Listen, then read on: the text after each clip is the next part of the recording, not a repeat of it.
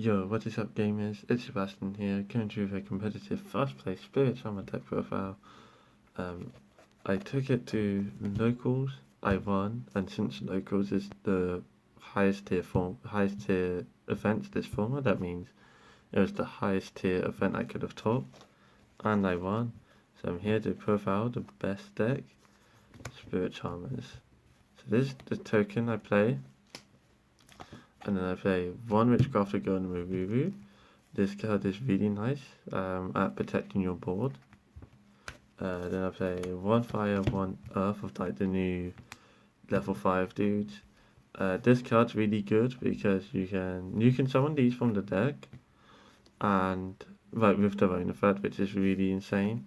And like you can sap this down, summon back the Earth, or you can sap this down and burn them, which is sometimes relevant.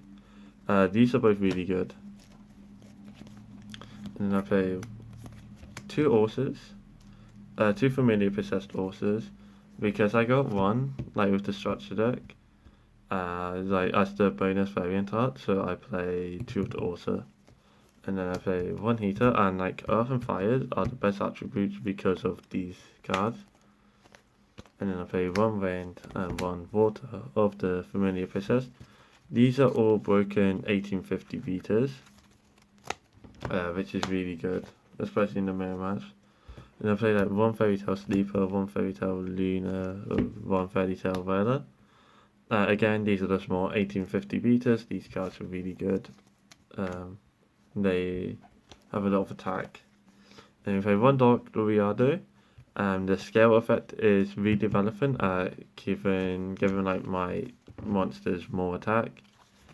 So that they help give my monsters more attack, or like even if I'm in a game state where that's not really a thing, I can just normal summon it. It's an 1800 beta. I also play Denko Seka to deal with Acro, and it's 1700 attack, which is good. Then I play one Nefarious, one Inari Fire, one Raimu, one Gigabyte.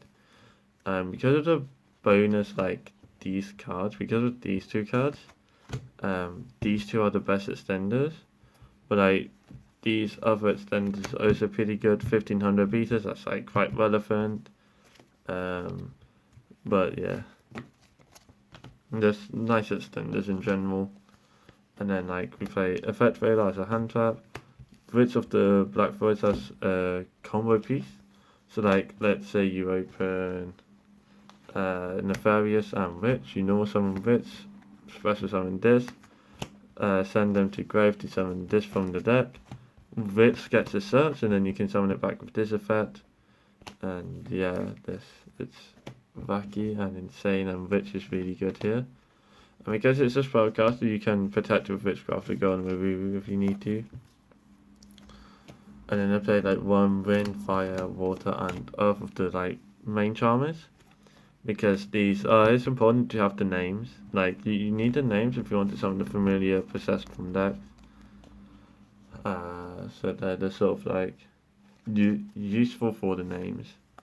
And then we play one of this field spell. This is nice. The big 1850 charmers also have 1500 defense, which means you can have this effect alive because of that. It's also like a nice way to search the like extenders. I play one of this card gets you two of the best cards in the deck. This is the best card in the deck. It increases all of your charmer monsters it builds up significantly once you have several attributes on the field. It protects them from being destroyed by card effects. So it makes it really hard to out your familiar possessed or the board in general. And whenever you normal summon a Fairy Tale or familiar possessed, because that 1850 attack, you get to draw a card. Like quite easily the best card in the deck.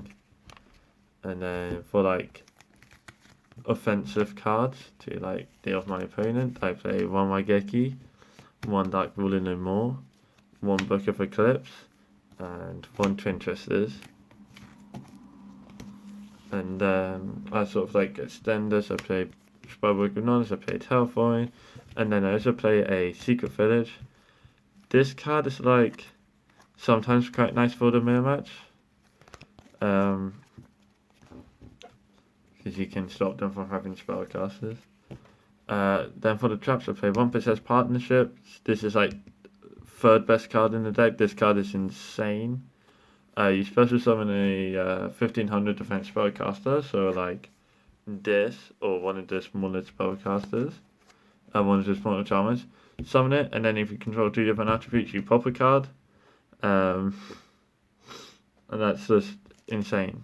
Or you can summon like a charmer in defense, face down defense, and then they're forced to pass turn because they don't want to flip it up.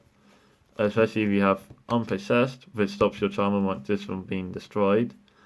And if a familiar, like if a monster you can control is destroyed, you can special summon a charmer with a different attribute from your deck. So you can like, say your Vanmuse is destroyed and they have like fire monsters on the field. You can just say, okay, this is destroyed. I special summon Heater in face down defense, and then they can't attack into this because if they do, it will flip up, and this will be protected by this because this stops them from being destroyed by battle. So yeah, this card's really good. It also like whenever a familiar possessed monster declares an attack, it gains 800 attack, which is also just like another random effect they gave it, which is interesting. These next cards kind of suck, but I play it in the deck anyways. We have one spiritual wind art, one spiritual water art, one spiritual earth art, one spiritual fire art. Out of these, the ones that suck the least is the wind art.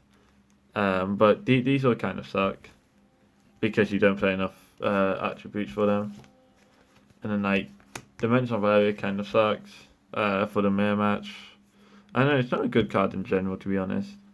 Metaverse kind of sucks because we're not playing any good field spells for it. And then last card is Sun and Warning, and this card's really good. So that's it for my Tier 0 Spirit Charmer first place biggest event of the format deck profile. And I'll see you gamers next time.